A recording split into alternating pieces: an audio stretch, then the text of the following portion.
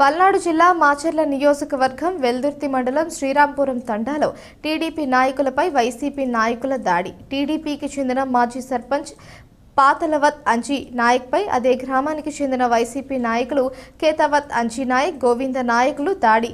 పాతలవత్ అంజీ నాయక్ ఇంటి వద్ద వైసీపీ నాయకులు పురుగుల మందుల షాపు నిర్వహిస్తున్నారు. బుధవారం వైసీపీ నాయకులు ప్రొక్లైనర్ సహాయంతో మాజీ సర్పంచ్ పాతలవత్ అంజీ నాయక్ ఇంటి వద్ద ఉన్న షాపును ధ్వంసం చేశారు. వైసీపీ టీడీపీ నాయకుల మధ్య ఘర్షణ చెలరేగింది.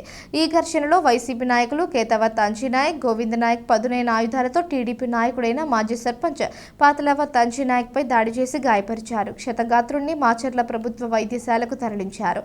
సమాచారం తెలుసుకున్న పోలీసులు కేసు నమోదు చేసుకుని దర్యాప్తు చేస్తున్నారు. కాగా మాచర్ల మండలం కొత్తపల్లి గ్రామానికి చెందిన కొంతమంది వైసీపీ నాయకులు మాచర్ల ప్రభుత్వ వైద్యశాలకు చేరుకుని టీడీపీ నాయకులపై ఆసుపత్రి వద్ద ఘర్షణకు దిగారు. పోలీసులు స్పందించి వైసీపీ నాయకులను చెదరగొట్టారు.